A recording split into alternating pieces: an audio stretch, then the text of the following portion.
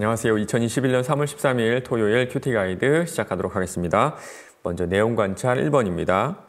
하나님께서 언약에 대해 친히 맹세하신 내용은 무엇입니까? 나오는데요. 시편 89편은요. 다윗의 자손 중에 그 누군가가 쓴 편지라고 할 수가 있어요. 누군지는 정확히 나오진 않지만 그가 왕으로 있을 때 어떤 군사적인 전쟁 상황에서 패배한 그때 쓴 시가 아닌가라고 추측해 볼 수가 있습니다. 어쩌면 나라의 존폐가 걸려있는 이 상황에서 이 시인은요, 갑자기 하나님의 인자하심에 대해서 찬양하고 있어요. 내가 여호와의 인자하심을 영원히 노래하며 주의 성실하심을 내 입으로 대대에 알게 하리이다. 그 이유가 바로 3절 4절입니다. 주께서 이르시되 나는 내가 택한 자와 언약을 맺으며 내 종 다윗에게 맹세하기를 내가 네 자손을 영원히 견고히 하며 네 왕위를 대대에 세우리라 하셨나이다. 두 가지 단어에 주목해 보시면 좋을 것 같은데요. 첫 번째는 언약이고요. 두 번째는 맹세입니다. 언약과 맹세. 좀 비슷한 단어 같아가지고 이 둘 중에 하나만 쓰면 될 것 같은데 하나님께서는 굳이 언약을 맺으시며 그 언약을 맹세까지 하신 거예요. 우리 하나님은 다윗에게 영원한 왕권을 언약하시고요. 당신께서 말씀하신 것을 맹세하신 겁니다.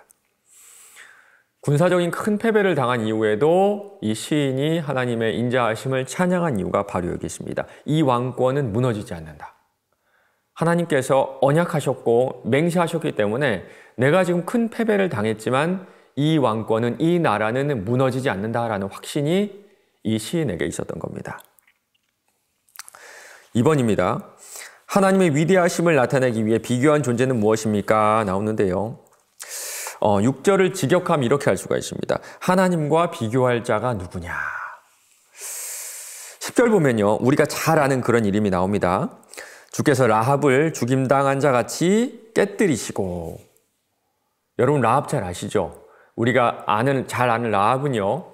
여리고성에서 정탐꾼을 살려준 기생 라합입니다. 그런데 여기서 말하는 라합은요. 그 라합이 아니에요. 욥기 9장 13절입니다.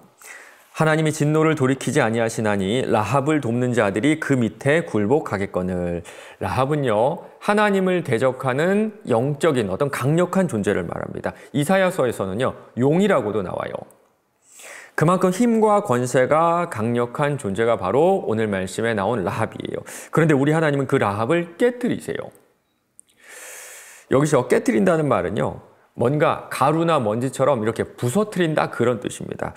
하나님은요. 그 어떤 신과도 비교할 수도 없고요. 당신을 대적하는 권세도 산산조각내는 그런 분이시다 말씀하고 있는 겁니다. 3번입니다. 여호와를 즐겁게 찬양하는 자들에게 주어진 축복은 무엇입니까? 나와요. 15절입니다. 즐겁게 소리칠 줄 아는 백성은 복이 있나니 여호와여 그들이 주의 얼굴빛 안에서 다니리로다. 여러분 혹시 축제 가보셨나요? 축제에 가면요 빠지지 않는 것이 밝은 빛이죠. 조명이 없는 그런 행사를 축제라고는 할 수 없을 것 같습니다. 우리 주님은요, 당신을 찬양하는 자들에게 이런 축제 가운데 들어올 수 있는 그런 축복을 약속하고 계신 거예요. 게다가 이 빛은요, 누가 인위적으로 쏘는 빛이 아니라 하나님의 얼굴에서 나오는 그 얼굴빛을 얘기하고 있는 거예요. 그분의 시선이 계속 그 사람에게 머물고 있다는 겁니다. 그리고요, 그 빛은 한 번으로 끝나지 않아요. 계속적으로 비치는 겁니다. 여기 나오는 다닌다 이 말은요. 지속성이 포함되어 있는 말이에요. 하나님께서 그 빛을 한 번 비추시고 끝나는 것이 아니라 지속적으로 끝까지 비춰주신다 그런 뜻입니다. 여러분은 이 기쁨 안에 거하고 계시나요? 우리가 하나님과 올바른 관계 안에 서 있을 때 정말 설명할 수 없는 기쁨이 우리 안에 있었던 것을 여러분 경험하신 적이 있었을 겁니다. 참 아이러니하죠. 지금 이 시를 지은 사람은요, 전쟁에서 패배한 사람입니다. 어쩌면 나라가 망할지도 모르는 그런 상황에 있는 사람인데요. 정말 낙심하고 좌절해도 괜찮은 이 상황에서 즐겁게 소리치라. 나는 이 언약 안에 있다. 이렇게 스스로에게 선포하고 있는 겁니다. 4번입니다. 연구와 묵상 질문인데요. 하나님의 주권이 미치는 범위를 통해 시인이 하나님의 어떤 능력을 드러내고 있는지 묵상해 봅시다. 나와요. 8절 보면요. 하늘, 바다, 그리고 모든 땅이 우리 하나님의 손 안에 있습니다. 그리고 14절에 보면 이런 말씀이 있습니다. 의와 공의가 주의 보좌의 기초다. 정의, 공평, 의, 공의, 인자하심, 진실하심, 이런 가치들이 마치 사람처럼 의인화되어서 표현되는 것을 볼 수가 있어요. 한번 이런 장면 한번 생각해 보시기 바랍니다.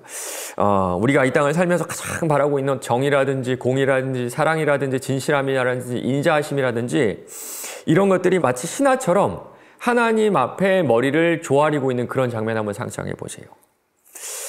맞습니다. 우리 하나님은요, 단순히 물리적으로 이 온 우주를 다스리시는 그런 분뿐만이 아니라 공의도, 정의도, 공평도, 인자도, 진실하심도 모두 다 주관하신 그런 분이세요. 마지막 삶의 적용입니다. 나는 하나님께서 약속하신 것을 성실하게 이루신다는 것을 믿고 있습니까? 더디 이루어지는 일에 대해 하나님의 성실하심을 기억할 때에 어떤 자세로 임해야 할지 생각해 봅시다. 우리가 살면서 참 많이 겪는 고민인데요. 왜 내 기도는 들어주지 않으실까? 왜 나한테 이런 고난을 주시고 그 고난 가운데 기도했는데 응답하지 않으실까? 야고보서에서는요, 이런 말씀을 우리에게 주고 있어요. 야고보서 4장 2절 3절입니다. 너희는 욕심을 내어도 얻지 못하여 살인하며 시기하여도 능히 취하지 못함으로 다투고 싸우노다. 너희가 얻지 못함은 구하지 아니하기 때문이요 구하여도 받지 못함은 정욕으로 쓰려고 잘못 구하기 때문이라. 우리의 정욕, 그러니까 오직 나만을 위한 기도는 우리 주님께서 들어주지 않으세요. 오늘도 다시 한번 우리 주님께 시선을 고정하시기 바랍니다. 그러면 우리 자신이 변하지 않을까요? 내 기도를 들어주지 않으신 하나님 원망하는 게 아니라 그 기도를 하는 우리의 기도가 변하지 않을까요? 영원히 신실하신 하나님께서 당신의 나라를 위해 살아가는 당신의 성도들, 당신의 백성들의 기도를 들어 응답해 주실 겁니다. 오늘 하루도 하나님께서 나에게 주신 목적대로, 그 방법대로 살아가게 해달라고 기도하시는 저 여러분 되시기를 간절히 바랍니다.